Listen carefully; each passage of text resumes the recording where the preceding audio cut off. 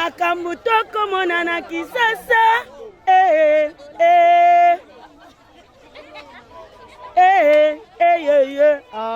Mama. Photo sur Rolande mitema. Maboko te. Ba Congolais pe ba Africain nyonso tout obeba. Ye mongonani mukonza mboka ifatala makambo oyo.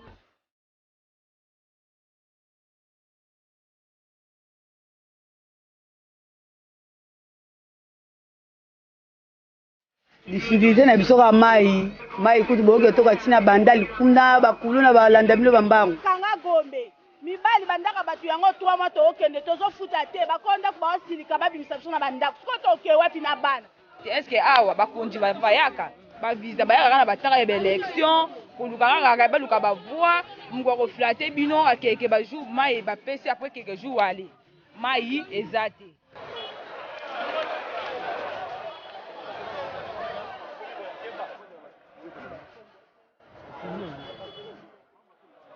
Ba malade ala pala ngana omona ezate malade ala ezala ba romo bakonzi.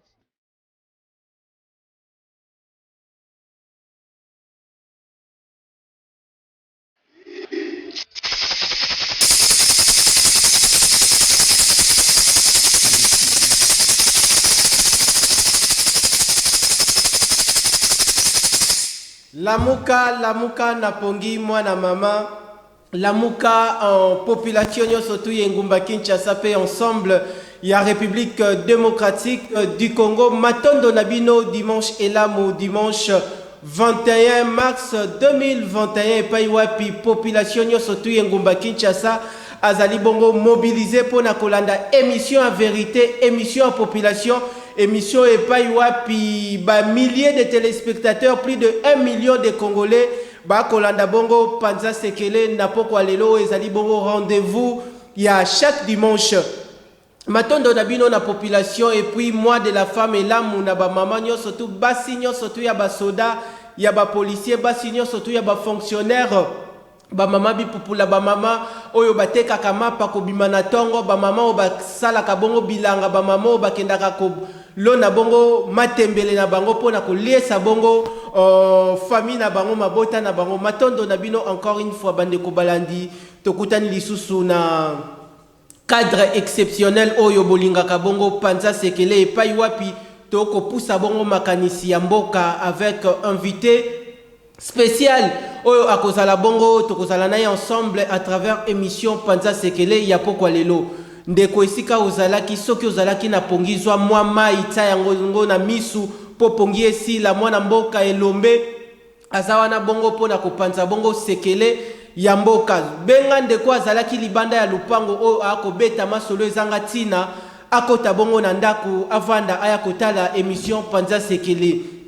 Matondo na bino bayimboka boko landa biso na ba terrasse na ba boutique na ba ndaku na bino bisika biso tout bozali et puis ba soda nyonso tout et puis bana ya ba soda nyonso tout ngai mwana ya mapinga mwana mboka ndeko Richard Nawej nazawana na mokolo lelo pona ko pusa bongo makanisi par rapport ya o etali makambu ya mboka toko yamba bongo invité spécial na biso azongi lisusu pona bobenga kiye ndeko Nawej mwana ya mapinga lukela biso ndeko Isaac Bakuku toyeba bongo Sekele nini ebombani na sima ya Moïse Katumbi pona union sacrée eko kende wapi et puis ba propos oyo ndeko Augustin Kabuya alobaki natina na yango population bosenga ki bongo elombe mobali mwana mboka Isaac Bakuku oto oko rappeler na ba téléspectateurs ba kolanda biso bino population ba mama bipupula boye ba ete to yambeli bino na pokwa lelo mwana mboka Isaac Bakuku azali bongo cadre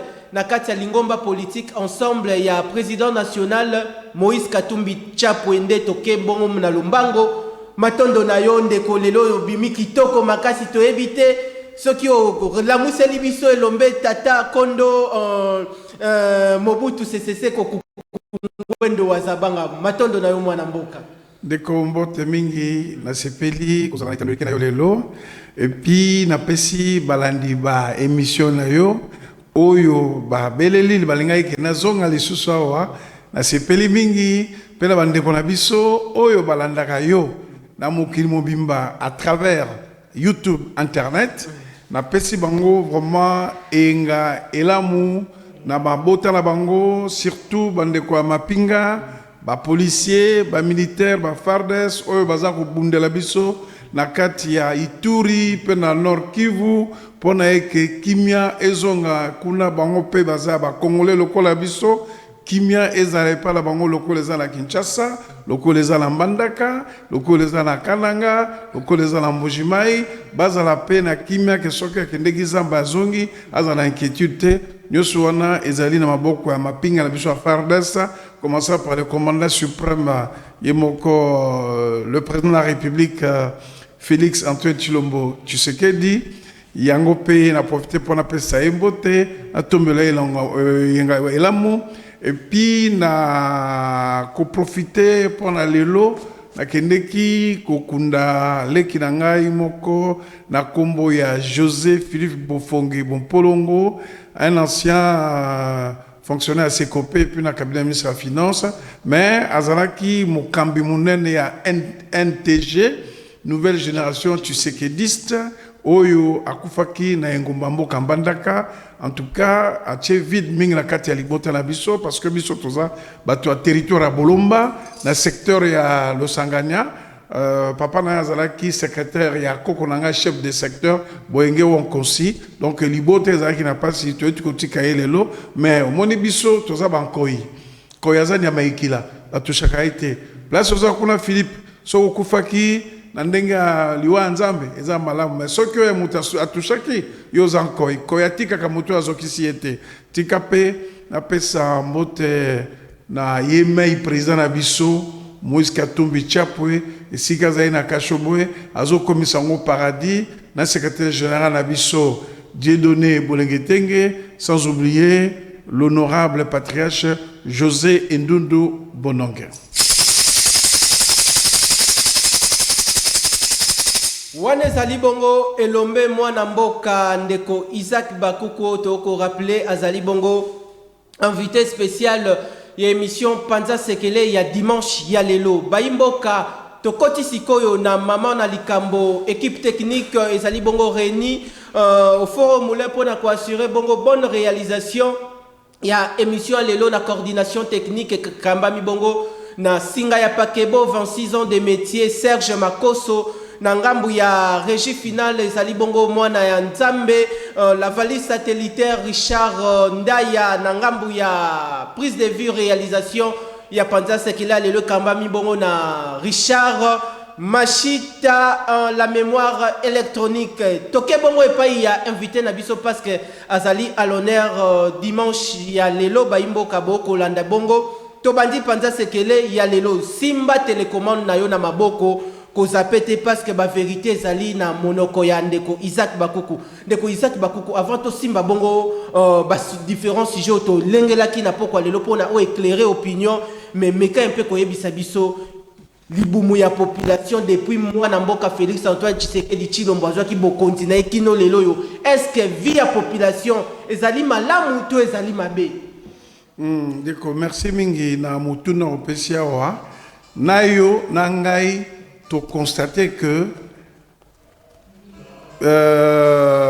panier à ménagère et bongwani molanga mafuta autosombaka na 3000 et commune à 5000 biloko mo kilo anyama tosombaka na 11000 et commune à 15000 eza constat oyo tosali yango biso banso eza pe pasi bandeko na biso pe bakumbi oyo ba taximen bakomi kosala ba demi terrain mais namoni likambo wana ezate pona président Félix Tshisekedi à côté toza la période de ce que j'appelle en français la récession économique et puis la Covid et côté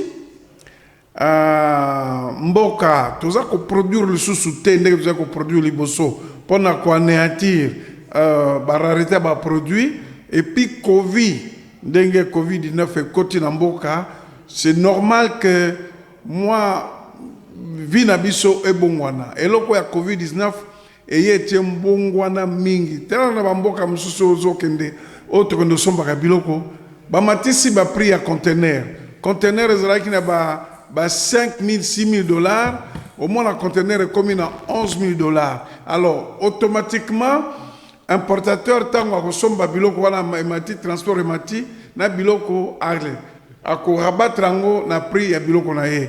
Et je crois par honnêteté intellectuelle et politiquement correcte, je pense pas que le fait il y a arrivé à pouvoir à présent Félix Tshisekedi que le prix augmenté. Et ça question il y a situation économique, récession économique et puis Covid bakisami biloko mingi eza koyande eza koyali bosote. Mais esengeli ko privilégier ba produits locaux eza consommés na mboka na biso. Il faut que l'état na biso ameka kotala na bijo eza koya abanda même ko subventionner ba agriculteur pour ba produire mafuta ba produire kango awa pondu tozo sala ngo ba kwanga masango. Donc il faut moi politique moko ya austérité agricole économique ya consommation locale pour que toza ngata biloko mususu mais tokufa nzala te.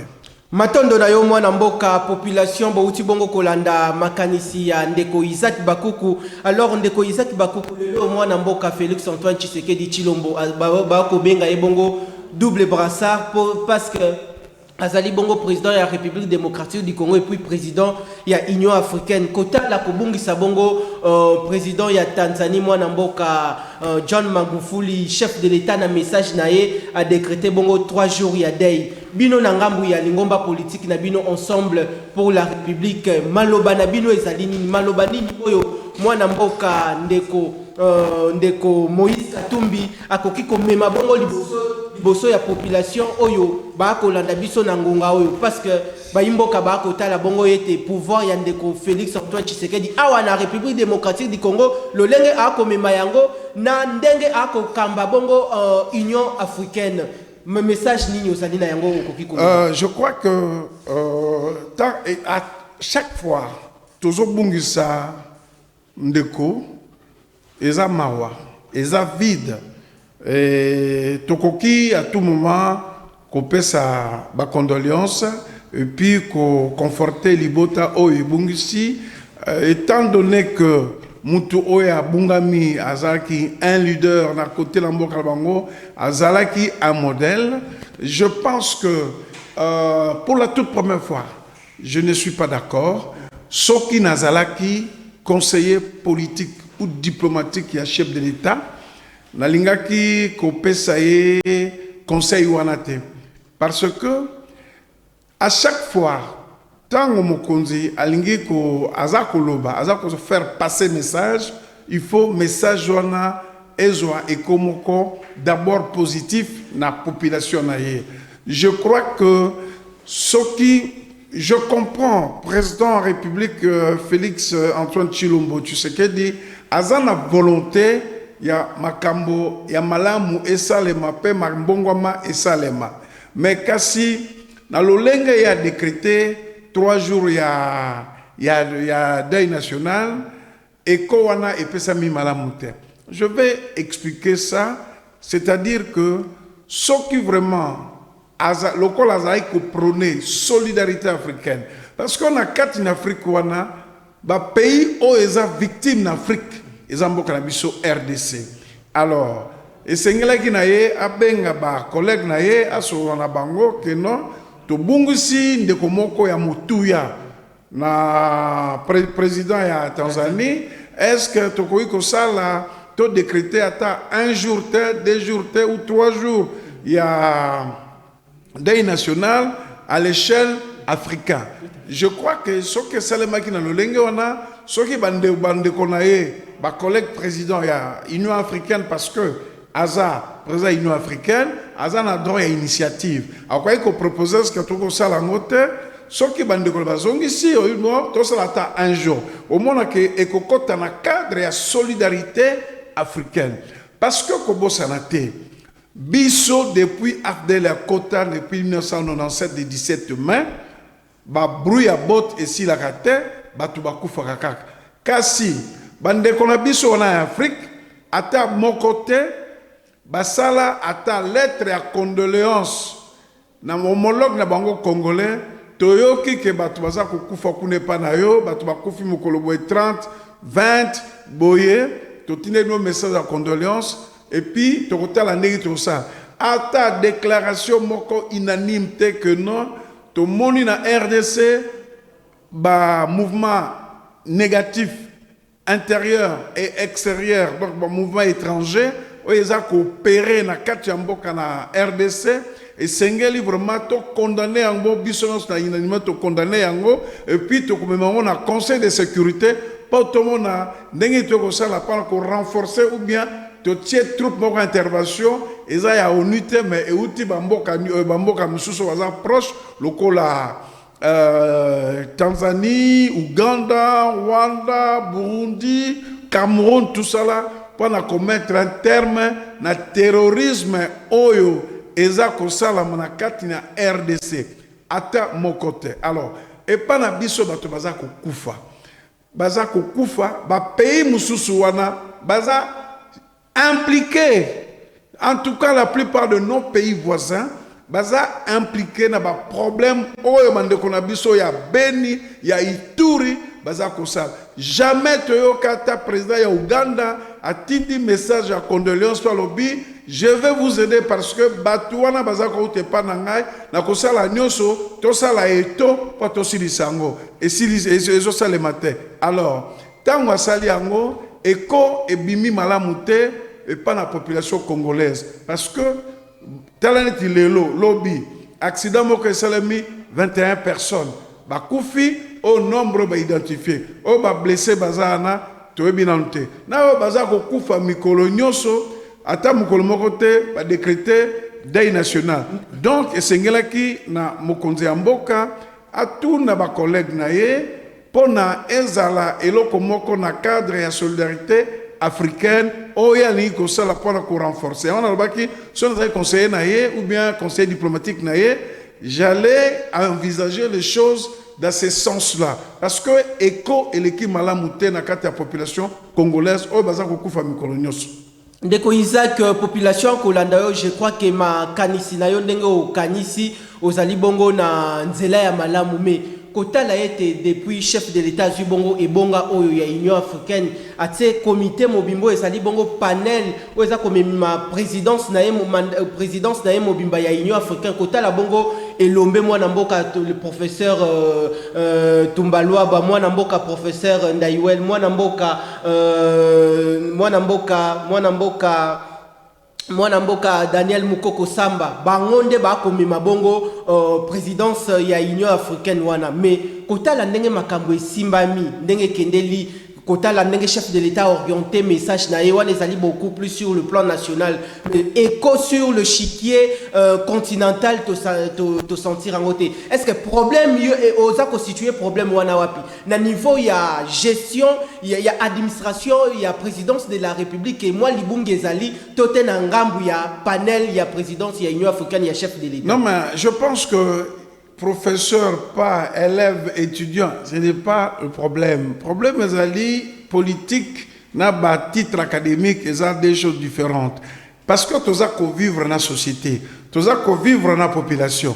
Et alors, population wana, tant qu'on a mokonzambo ka lobby, et là comme mokonzambo ka lobby, et sengeli écoutana na batante na bango. Alors biso bato yo tozalaka nzinga la bakondi esengele biso to kanisa yambo ya ndenge nini makambo ezosalema ndenge toza kofana na population omoni natangeli o mulangi ya mafuta mbila ezalaki na 3000 ekomi na 5000 transport na place ekomi ba demi terrain mopiko ya pondo ezalaki na 2000 ekomi na 3000 donc biloko nyonso parce que toza kotambola toza koyoka oyo population aza koloba yango na lobaki eza makambo professeur te eza question ya être à l'écoute ya population est-ce que eloko oyo soki tolobi ekonango ekozala ndenge nini na Ituri eloko soki tosali ekonango kozala ndenge na Bunia soki tolobi ekonango kozala nini na Beni na Fizi est-ce que président wana ye aleki ba congolais oyo baza kokufa na Fizi, Baraka, na baona ba biloko tingi tout cela, est-ce que bango ye aleki bango que basela ye débat décrété presque 3 jours. Nous comprenons Aza président na kati ya Union africaine, mais essayez na bato oyo na panel wana ba penser. Je pense pas que ngana l'équipe bango mayele, mais na moi politique comme Kebi Soto yebi essayez que tant mo kondiwa Aza ko boka likambo essayez écouta et komoko favorable parce que essayez que bato ba yimaka na maloba oyo mo konza lobi parce que le leader éclairé, le visionnaire, na kati mboka lelo, oyo lelo soki alobi batu bayoki, eza président de la République. Alors message na soki bimi et sengeli écouta et komoko favorable dans le chef ya population. Yango na lobi na nyonso sengeli ko débattre makambo susu même discours à président. Il faut autant que président ce discours na ye botali, bo poser ba question te awe rosimba te awe zabwe parce que biso toza kotalela ye. Mais kotala kokoyo kanundenge okoloba, est-ce que on dirait ba conseiller ya chef de l'État on dirait baza ko aider to baza ko aider? Non, il y a un problème de communication et la subtilité ya makambo oyo liloba mokonzi feza la kilo. Soki za kilo toyoki totosi abi eloko mokonzi alobi eza ya solo. Eza la toute première fois que Nazo opposition, je ne sais pas pourquoi, a décrété les 3 jours de deuil, mais biso to fanda dans la population, tous les 4 coins. Il y a Mboka, moi nous ezali parce que Mboka, c'est à moi loko la mangufu lié aza aleki ba oyo baza ko kufa na beni o ba adef na le baza ko boma que bango ba osala bango 3 jours de deuil et loko moko ezate donc kaka na côté wana ya message wana ya oya décrété 3 jours ya deuil national ndé ça fait quand même un buzz na kati ya population congolaise. Matondo na bino population boko tala makanisi ya mwana mboka Elombe Isaac Bakuko to ko rappeler azali bongo cadre na kati ya lingomba politique ensemble ya président national Moïse Katumbi Chapwe bo utaki kolanda bongo communication ya chef de l'État nenga décrété bongo 3 jours ya deuil pona ko penser bongo na président ya Tanzania utaki bongo kokufa meko ba imboka ba akolo ba pebi na ba réseaux sociaux mutunyo soto za na commentaire na o a ko sala bi chef de l'État kanisi bongo président ya kuna bongo bisomoko awa ba congolais to ko kufa bongo na partie est du pays oyo ba FDLR na ba ADF bazo ko lembate kokata mitu ya batu na partie est du pays. Alors chef de l'État on dirait a kozwa situation oyo à cœur te mwana mboka Isaac Bakuku toko pusana mais non par rapport ya ndengo pusi makanisi na yo pona to chité toko tabongo mama na likambo ba imboka ba kozela lelo yo ba recommandation nini okoki ko sala na présidence de la République pona ko tambusa musala ya président de la République na limemia na ndenge longo bani po communication na pesalama ki na ba air tardive on dirait population azalaki branché te zali na ba congolais belepe ba yebi makambo wana te moi maloboko ki kopusa. Non mais eza question ba recommandation te tant oza conseiller à chef oza moto bengaka à l'époque romaine souffleur et sengeli ko tambusa moto o tambusa moto oyo teli mokano bana na lingina sala bona sala boy OK bino bokei bo développer botali les tenants les aboutissants le pour et le contre etc bongo e bo proposer par la mokonzi et loko yo ngala lobby soki salama ki na lolenge ya boye peut-être tonga comme on ata 4 5 ou 10 pays africains balandi initiative ya président d'exercice de l'Union africaine et nioza la malamu même na kati ya mbiso bato mangi basala nungu te. Pourquoi c'est pas le Congo qui doit décréter 3 jours de deuil national et pourquoi pas l'Éthiopie, pourquoi pas le Cameroun, pourquoi pas la Zambie, pourquoi pas le Rwanda, pourquoi pas le Malawi, pourquoi pas l'Afrique du Sud, pourquoi. Donc c'est une question tant aux zinga la mokonzi yeba que yo ozali muumbu ya makanisi ya mokonzi kosala eloko oyo mokonzi ke soki abwaki amen ezali ko lokola évangile mokonzi abwaki amen parce que liloba ya mokonzi ezalaka kilo tango eye bayambi yango nde baloba na lingala na limemia na remettre en cause te bacompétence ya bato baza nzingazinga ya mokonzi ya mboka mais esengeli kozala na bwana moko ya politiki koyeba ndenge nini soki mokonzi ya mboka abwaki likambo ezala amorti lokola joueur azwi ballon akitisa yango na motema awa mpe akitisa yango na woloke population ayoki amen oyo président ya république alobi eza ya solo.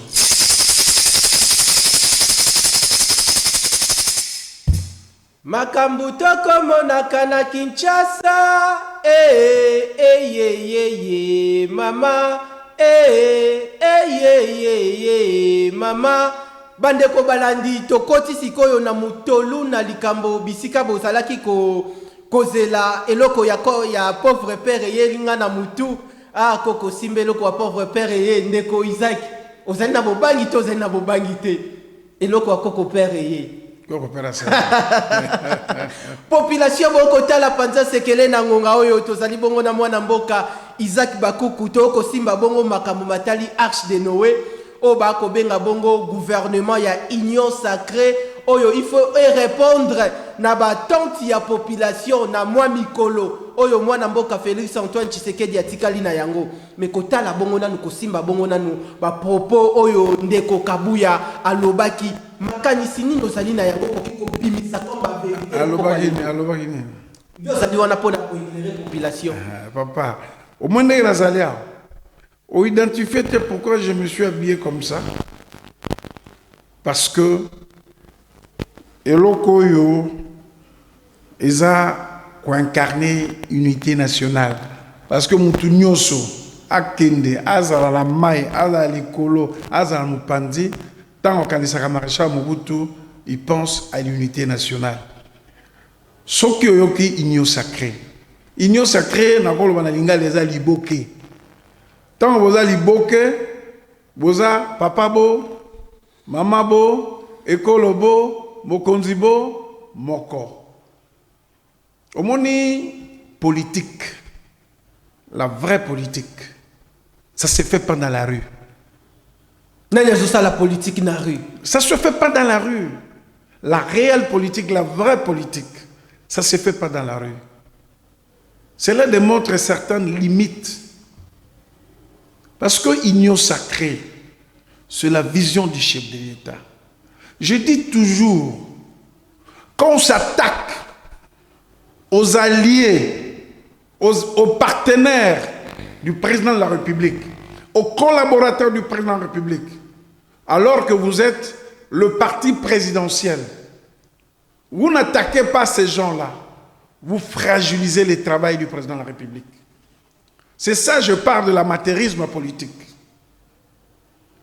Parce que l'initiateur de l'union sacrée, c'est le président de la République, Félix Antoine Tshilombo. Après avoir constaté le chèque de la coalition FCC Cash, il voulait un nouveau souffle, avec une nouvelle philosophie, avec une nouvelle conception de la politique, avec une nouvelle conception de la gestion de la res publica, avec des hommes qui pensent république, avec les hommes qui pensent au service de la nation, à l'occurrence, comme mon président Moïse Katumbi Tchapoué, qui n'avait pas hésité lorsque son frère, président de la République, l'a lancé l'invitation. Lors des consultations, il est venu et il a exposé ses propositions et il a laissé au chef de l'État de voir si ces propositions cadrent dans sa philosophie ou dans sa vision. On ne fait pas la politique de la rue.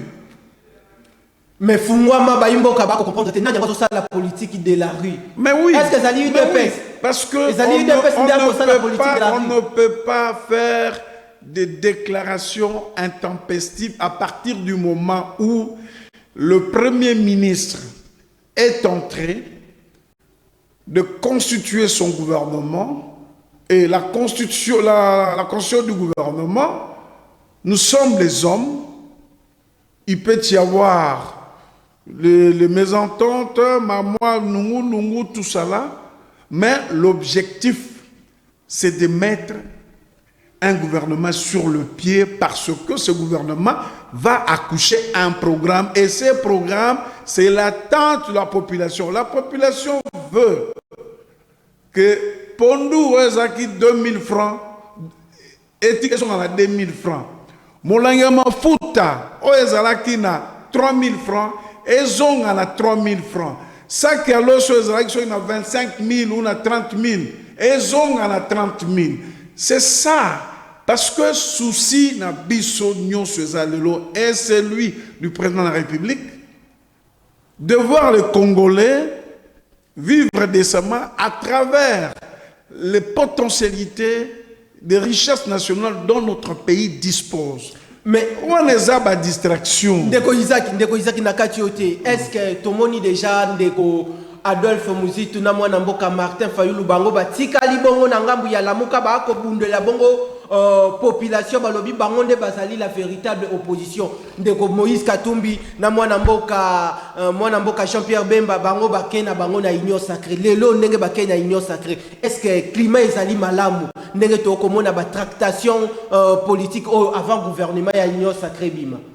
Papa, union sacrée existe. Union sacrée dispose d'une majorité et Union sacrée, à travers le Premier ministre nommé, est en train de travailler suite aux travaux effectués par l'informateur Bati Lukwebo. Gabarit à gouvernement Yébani. Mais si vous avez moi, au moins, on va ça la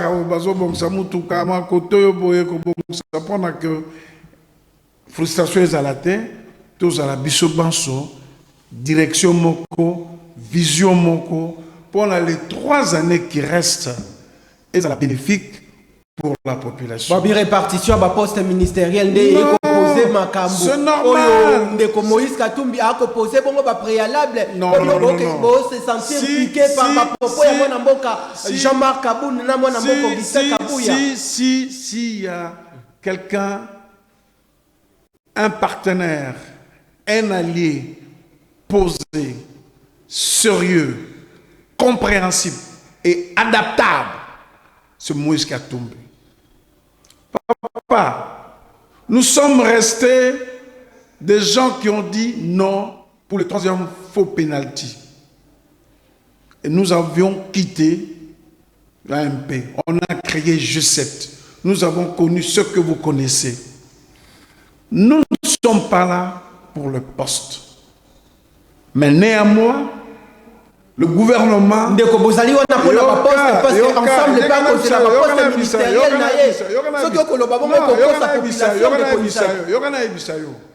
Les gens doivent arrêter l'hypocrisie. Le lobolingi gouvernement. Et ce gouvernement doit être animé par qui? Ce n'est pas par des hommes. N'est-ce pas? Et alors, aujourd'hui, vous voulez nous montrer que non, ce gouvernement ne sera pas géré par des hommes.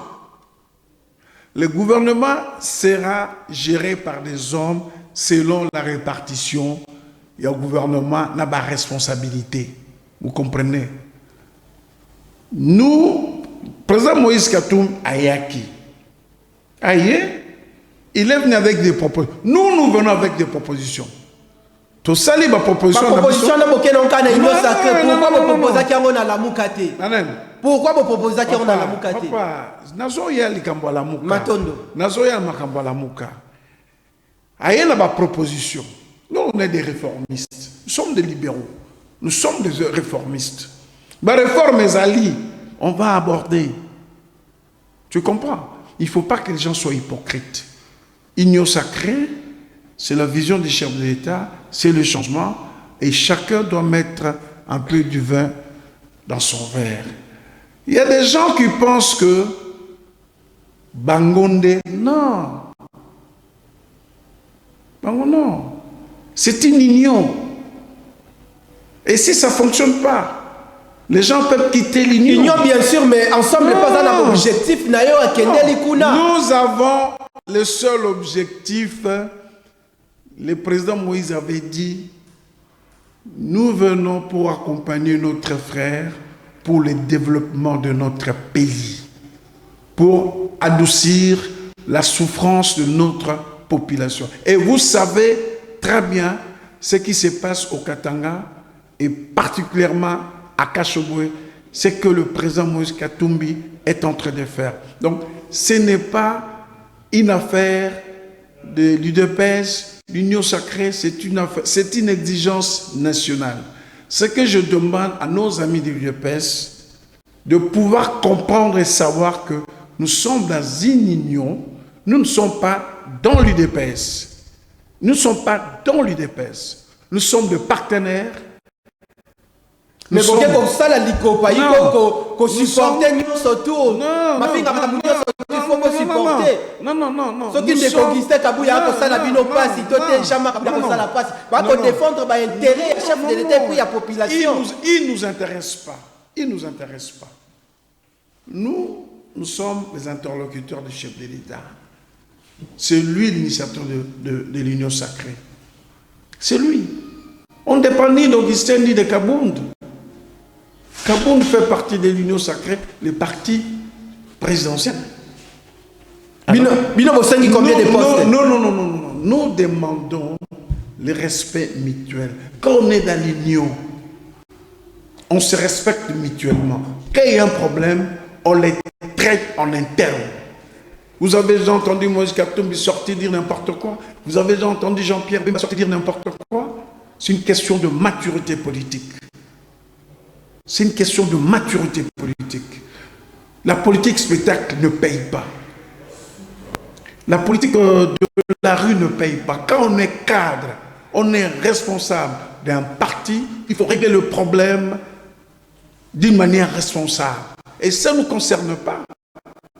Nous ne sommes pas des valets de l'UDPS. Non, loin de cela. Nous sommes un grand parti, l'Ensemble pour la République. Nous sommes un très grand parti. Le président de la République nous respecte, nous le respectons. Et c'est pour ça que nous sommes là. Il ne faut pas tuer les gens qui ne comprennent pas la politique. Il ne fait pas nous. Ils sont en train de biaiser le travail du chef de l'État. Il ne le fait pas nous. Parce que dans toute chose, il y a toujours un initiateur. Et l'initiateur, c'est le chef de l'État. Et je vous ai dit ici, quand vous attaquez aux partenaires, quand vous attaquez aux collaborateurs du chef de l'État, indirectement, vous vous attaquez au chef de l'État pour fragiliser son travail. Et ces gens-là doivent comprendre ça. Ils doivent comprendre ça. Ils doivent comprendre ça bientôt en 2023. Et la population regarde le comportement des uns et des autres. Et ce sont eux les souverains primaires. Et prochainement, à qui il faut remettre le mandat? Mais ceux qui vont à côté, les Mélandés, Jean-Pierre Bemba, Moïse Katumbi, les alimentés, ceux qui vont à côté, poste. C'est la peur. Non, les postes ne nous intéressent pas. Mais politiciens, nous sommes dans l'Union sacrée, nous sommes représentatifs et dans le principe de répartition de postes pour les gens qui doivent gérer la République, c'est tout à fait normal. La répartition est là. Ce n'est plus le gouvernement de 5 personnes. Ils ont peut-être 8 postes, ils ont 82 candidats ou 72 candidats. Qu'est-ce qu'ils vont nous apprendre? Nous n'avons rien à apprendre de l'UDPS. Et parlons de la MOUCA. Ce sont la distraction. Je l'ai dit ici, c'est l'escroquerie politique. Parce que la MOUCA, c'est un état d'esprit. Population, Moïse Katumbi. Non. Papa, tu es la moukiste. Moi, je suis la moukiste. Les gens de la régie sont de la mouka. C'est un état d'esprit. La mouka a été créée suite à Moté Mamabé et à Batoua FCC. Il fallait trouver quelque chose. Pendant la campagne électorale, la mouka au départ, c'est une plateforme électorale. On l'a transformée en une plateforme politique après les élections. Et alors, dans les actes de la MOUCA, il n'est pas interdit d'un parti politique ou un regroupement politique, il y a qu'à se retrouver quelque part, mener ses actions, tout cela et consort. Les combles, c'est quoi? S'ils ne sont pas mis à l'Union sacrée, C'est parce que la union sacrée, eza yo memi mungwa, ngala memi mafuta, yo memi moteke ou fufu, o mususa memi koni, bango mi balewano tangi bako memani. Et puis, les réformes, ils vont le faire avec qui?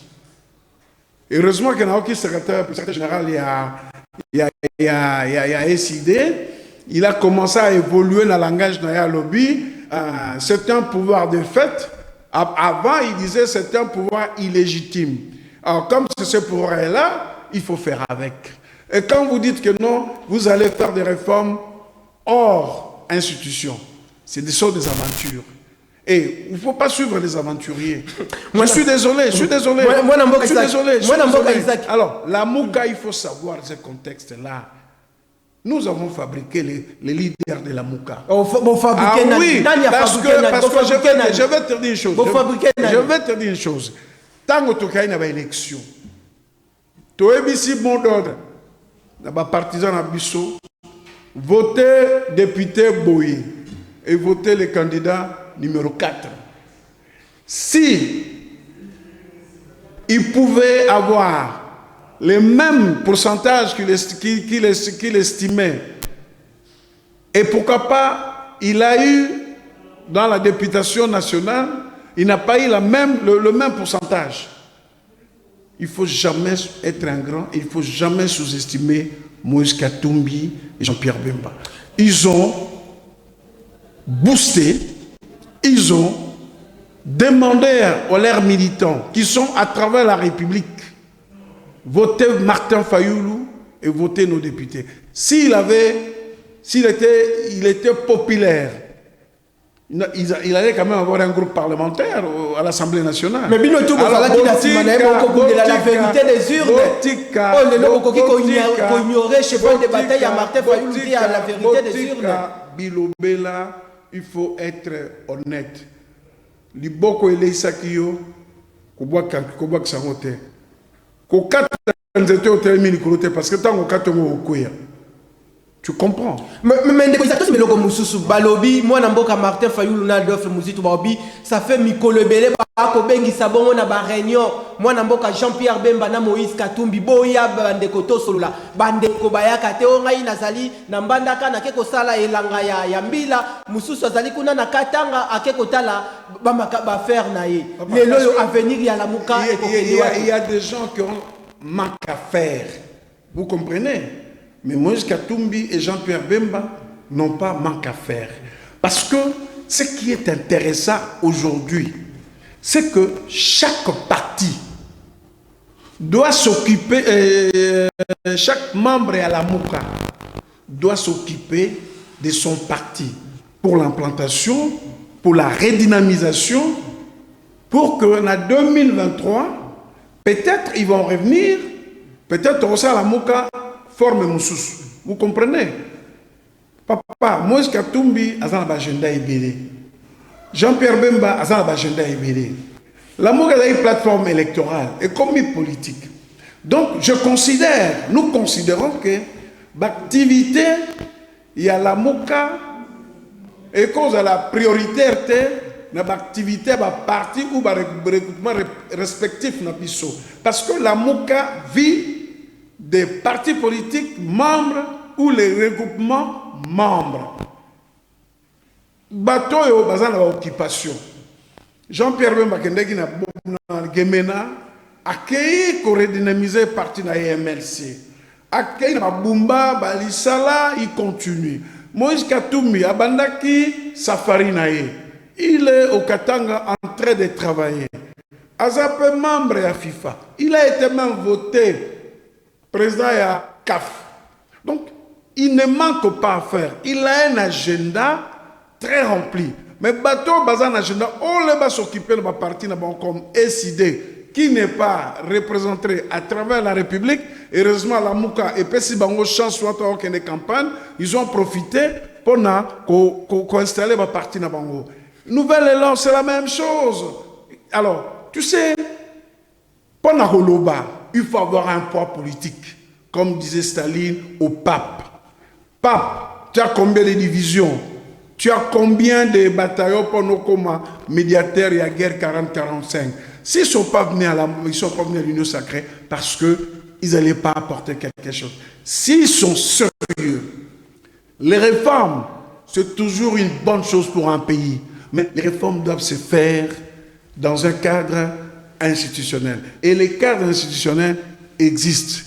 Azan a député na moko a comme ma proposition na dans l'Assemblée, ce qui va adopter si c'est ma proposition moko crédible, pour permettre avancement en République, ça va fonctionner. La vie ne doit pas s'arrêter parce que la Mouka, il veut les réformes hors institution. C'est jouer avec la population congolaise. Ce sont les aventures. Alors, nous ne sommes pas dans la logique des aventures. Nous sommes dans la logique de sauver la République.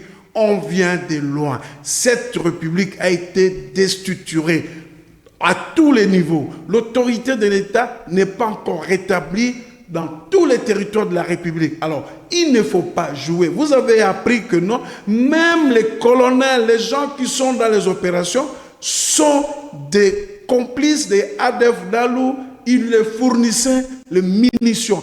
Regardez à quel état notre système a fonctionné. Alors, les individus viennent comme ça, qui ne représentent rien dans l'Assemblée nationale, et ils viennent nous distraire. Nous, c'est la préoccupation pour qu'il y ait la paix dans notre pays, nos frères de l'Est, du Touri, de Bounia, nos frères de Fizi, Baraka, vivent en paix. Ndeko Isaac Bakoukou, les loyo bo adhéré à l'Union sacrée, mais to comme les beaux vers l'élection en 2023. Tant que tu en 2023, et que ça l'a nini. Moi, Namboka Moïse Katumbi, na Jean-Pierre Bemba, bako accompagner les sous de Félix Antoine Tshisekedi, to Moutou na Moutou, à se présenter comme candidat président de la République na ndenge nae. Papa nga zo comprendre binote. Otu ko lo balanga awake biloko matital. Élection ça il tourne 3 ans. On a ko batolio élection ça la té. Mais na zo comprendre binote. Il faut toyer bailo kotolingi. Il faut toyer bailo kotolingi. 3 ans, to travailler. To sungamboka. Gouvernement ebima epesa biso programme to banda kosala musala pona kosungamboka baimboka. Langage d'ailleurs ekola ki ça été bino boko bongi ça été élection 2023 à la tête. Non, c'est pas ça. Non, ce n'est pas ça. Chaque chose a son temps. Chaque chose a son temps. Yango na tout. Papa, 2023, papa, non. Comme candidat président de la République, na Yemoko Moïse Katumbi comme candidat to kozala ndenge. Tozana no kunate. Tozana souci gouvernement ebima abimsa programme nango ezana investi na nouvelle majorité ya Union sacrée ba pesa biso ba axe oyo bango ba poni prioritaire pona kosunga baimboka pona kosunga ekolo au moment venu bango baza mibali baza banyama ekila bankoi bako se décider épargner la population congolaise na ba déclaration interprétée namoni déjà bino basu na kimite bino yo bino baso soki Moïse Katumbi akozala bongo candidat ba soki ndeko Jean-Pierre Bemba akozala candidat ah bokimi déjà la muka non la muka biso sala autoza jusque là on est fondateur problème c'est ça parce que en avril là c'est Moïse Katumbi qui va prendre la coordination. Est-ce que va accepter Moïse Katumbi kuna balobi bakosala ngo ah les tour ya Martin Lekani ça s'appelle l'escroquerie politique que disait mon frère Mbozi Désiré, c'est de l'escroquerie politique. Parce que Batoyo va créer loko, balungwa soit par démission, soit par décès. C'est tout ce qui est sous sang privé. Il ne doit pas nous apprendre. C'est de l'escroquerie politique. Et puis pour le moment, nous devons conforter nos partis politiques pour que la Mouka soit fort. Totikano la Mouka à part. Chacun des leaders de la Mouka a s'occuper de la partie en 2023. Abimsata disent, contrairement à un député ou 0 député. Il faut, botika distraction. Quand on va lancer appel à candidature, beaucoup de monde va se présenter dans le il ne faut pas distraire la population. Il ne faut pas avoir conflit entre le président de la République et ses alliés. Nous sommes dans l'union sacrée. Toza Mibali, Toko Solo là. Ceux qui t'ont vu, toi accompagné, le moment n'est pas encore venu. Le moment, c'est de mettre au travail. Parce qu'il y a beaucoup de gens. On a un hôpital de référence ex-Mama Yemo. Bato bazana dialyse. Bakendeke ko salate. Parce que dialyseur ezate. Dialyse ozalaki na Mama Yemo. Gouverneur Kimbuta akanga yango. Lelo tuna bato basala ba monaka pasi pour na dialyse, bakendeke lisu kuna te. To tuna gouverneur Ngobila. Pourquoi dialyse et aussi à Messoute, l'hôpital de référence, et ça sous la responsabilité et hôtel de ville. Ndeko Isaac Bakuku to tamboli déjà to komi pratiquement na souka mais liboso ya population oyo a kota la biso lelo ba ko la sorti ya union sacrée dans quelques peu de jours. Touche nini oyo ensemble a komeme la bongo union sacrée oyo a komema bongo na kati ya union sacrée vis-à-vis la population. Mais ensemble pour la République, c'est un parti pour le peuple, pour la population. Nous avons des réformes. Réformes sur la loi électorale, réformes sur la CENI, réformes dans certaines lois permettant la production, l'exportation, le travail. Nous sommes les créateurs de travail, de l'emploi. La population doit s'attendre que non, gouvernement au Hérobima, comme le Premier ministre a dit, c'est le gouvernement de warriors, le gouvernement de combat. Et le combat, c'est combattre la corruption. On va effectuer des réformes pour permettre au cannabis et tamoula. Talandaye ma banque qui se comporter. Il faut réformer les systèmes de fonctionnement de la banque. Ils sont comme des États dans un État. Prenons le cas par exemple, il y a démembrement à la province. Mais ce côté bien, à quelques exceptions près, la province totalement. Mais les restes, les gouverneurs sont pris en otage par les députés. Et qu'est-ce que nous proposons comme réforme? Tous ont un système, il y a une assemblée régionale. Balongola, la mise en accusation et motion de défiance n'a pas député. Bassa la recommandation et pas le président de la République. Et que le président de la République puisse nommer le gouverneur. Parce que Tomeki Ango est simbité. Ils prennent les gouverneurs en otage. Moi, je parle visiter un gouverneur afin de depuis 12h, 17h, il n'y a que les députés qui sont là. Ils ne travaillent pas. Donc, il faut réformer ça, que le gouverneur va nommé par le président de la République, le député de l'Assemblée régionale Wana, par jeton de présence, mensualité. Et puis, le sénateur élu dans suffrage universel. Parce qu'on comprend, certains de nos sénateurs, c'était le corrupteur, certains de nos députés sont des corrompus. Alors, Baza Kokanga, la province moyenne est fonctionner exactement. Donc, il faut s'attendre que, ensemble, la Union sacrée, nous avons une bagatelle de réformes que nous allons proposer au gouvernement pour améliorer non seulement le bon fonctionnement de l'administration, mais l'économie de la République pour booster le développement du pays. Matondo na yo ndeko Isaac Bakuku tokomi pratiquement na suka population a kota la yo na 40 secondes maloba ya suka oyo population koki ko retenir et pas na yo na poko ya lelo. Président de la République alobaki, nous devons être exigeants vis-à-vis de dirigeants de la africain. J'ai été exigeant vis-à-vis du président de la République. C'est ce qu'il veut.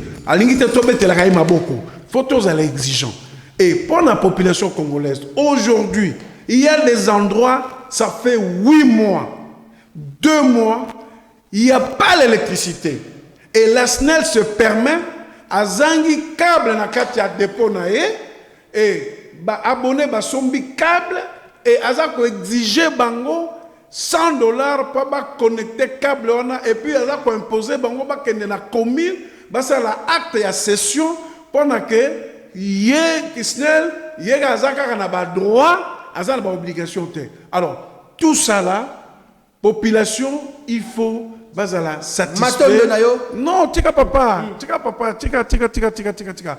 Oyo snela za rusala. To senga la président de la République. Atala asala audit ya ba société wana, régie des eaux, snel na ba société wana hôpital mama yemo. Oyo muto saka dialyse, il faut ça tous les jours. Et ben musu baza na mbongo te na tarif oyo baza ko saba ofuta na privé. Na sengi na gouvernement ngobila. Atala likambo ya dialyse ya hôpital de référence Mama Yemo. Ba directeur wana ya Mama Yemo, ba bimbalo banano, qu'est-ce qui se passe? Dialyseur exact.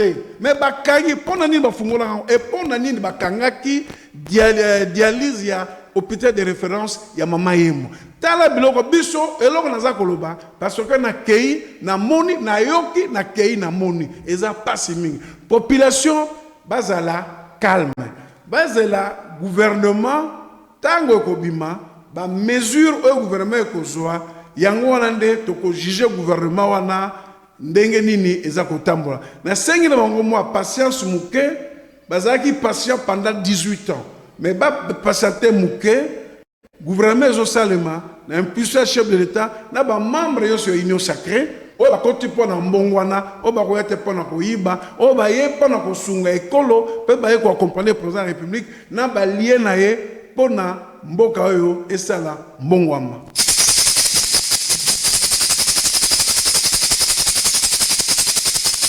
Matondo Nabino, population Yengumba Kinshasa paye ensemble ya République démocratique du Congo. Moi Namboka Isaac Bakuku tokomi pratiquement na suka. Non ya na lobakaka bande ko na biso to bungisa ki pe ya na biso, papa na biso, koko na biso, Henri Thomas Lokondo Yoka acheteur pour les intimes, lobby Kondo Cornaye et au palais du peuple et puis na sima ya mardi na Notre-Dame et puis ba membe na ngumba mbandaka bana mbandaka na sengi na bino kaka boyamba depuis ya notable na bino élu na bino na kimia na ebike eza vide monene parce que ça ki coach na nga mais lokola ya za nkoi lokola na lobaki soki eza liwa ya pamba o nzambe moka bengi ye likamuteme soki eza ya mutu musu alekaki wana ya za nkoi koi ya tikaka moto azokisi ete vie na ngai HTL Henri Thomas Lokondo que votre âme repose en paix. Matondo na yo mwana mboka Isaac Bakuku na ko rappeler azali bongo cadre na kati ya lingomba politique ensemble pour la République ya mwana mboka Moïse Katumbi chapo yo topesi pe mbote sika zali ba mboka tokomi pratiquement na suka émission panza sekele ya mokolo lelo. Merci na ba différentes préoccupations na bino toko zwa lisusu mwana mboka Isaac Bakuku tangu gouvernement ko bima tomona ba poste ministériel oyo ensemble azui. Merci Nabino Bozalaki ebele pour na kolanda émission ya mokolo lelo. Grand merci na partenaire d'excellence mwana ya mboka André Maboucha Lumanisha et puis na ba kongomani ebele o bazali bongo disséminé à travers Engumba ya Kinshasa pe ensemble ya République démocratique du Congo. Matondo Nabino Baimboka.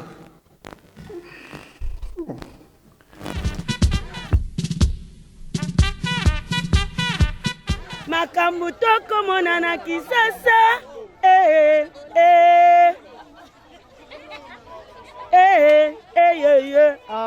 mama photo sorolande mitema maboko te ba congolais pe ba africain nyonso tout obeba ye mongonani mokonza mboka ifatala makambo oyo